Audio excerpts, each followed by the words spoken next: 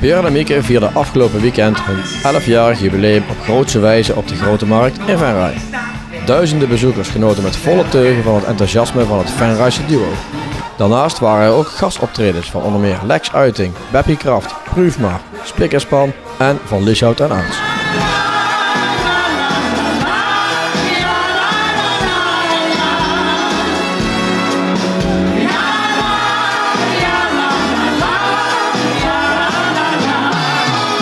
We gaan even terug naar gisteren. Hoe was het, Björn? Ja, fantastisch. Ja, ik moet zeggen, het eerste deel was wel een beetje, toch wel te veel gezonde spanning. Je zit ook bezig met gaat alles goed. Je hebt natuurlijk een jaar lang toegeleefd naar het moment.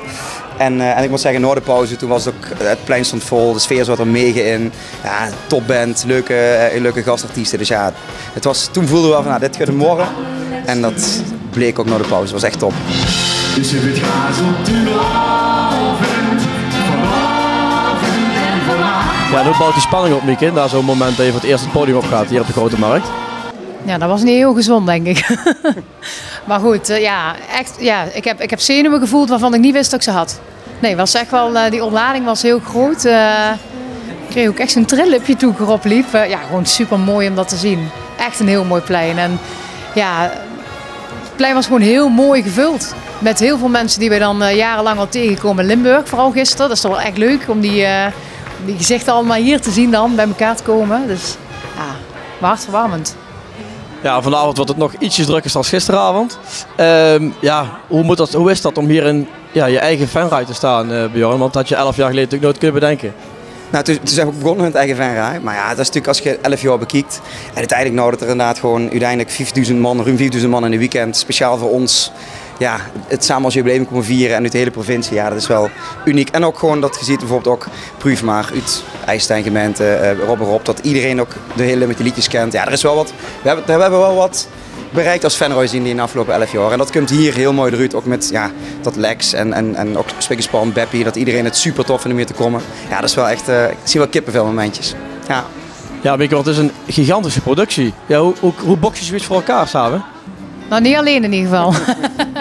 Nee, ik heb veel geleerd. Het is een heel proces. Maar we hebben dat inderdaad samen in samenwerking gedaan met Horeca Venray. En dan Rob Knubbe van ons management. En dan ook met Roel, Jules, Leon, het hele team. Ik ga nu mensen vergeten, maar dat doe je met heel veel mensen. En wat die ook de laatste dagen voor ons, ook voor iedereen eigenlijk voor elkaar hebben gebokst, is echt niet normaal. Dat maakt de druk ook wel groot. Hè? Er zijn zoveel mensen met de productie bezig. Natuurlijk hebben we wel vanaf het begin eigenlijk gezeten van oké, we willen wel dat het moet gewoon echt een hele strakke, dikke productie zien. Dus ja, dat zie je ook wel aan de bühne en de LED-wall en het geluid. Maar ja, uiteindelijk moet het allemaal opgebouwd worden, moet het allemaal werken, moet het allemaal ook hebben. Bij ieder nummer is er een animatie op de LED. Dus ja, het is wel gewoon echt tot in de puntjes af. Ja, dat maakt ook wel trots dat we dat samen met grotendeels Venrayse ondernemers ook hebben kunnen doen.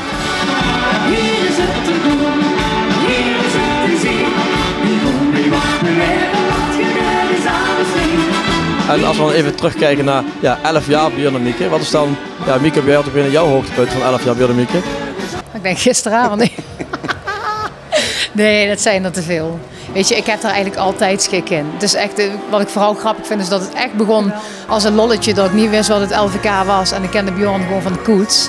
Ja, het is ondertussen wel echt gewoon een heel belangrijk onderdeel van mijn leven. En ook eigenlijk van mijn gezinsleven geworden. Maar ik altijd nog iedere dag met heel veel plezier doe. En de hoogtepunten zijn er echt te veel om op te noemen. Maar dit is er wel één van hoor, dit weekend. Ja. En voor jou Björn?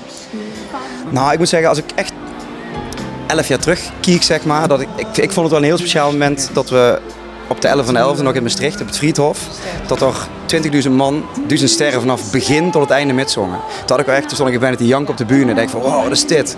En daarna werden er ook een beetje, zien dat gewoon de magische momenten dat heel veel mensen tegelijk nummers, jaar na jaar weer mitzingen.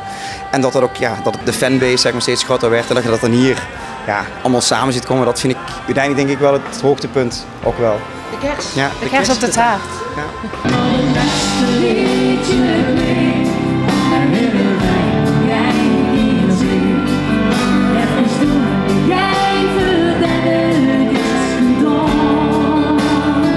Elf jaar zit het erop. Komen er nog 11? Of wat kunnen de mensen van jullie verwachten de komende tijd? Die mag jij beantwoorden.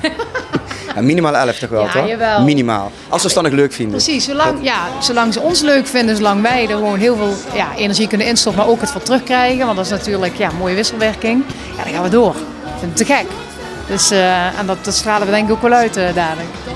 Venray is er niet van jullie af?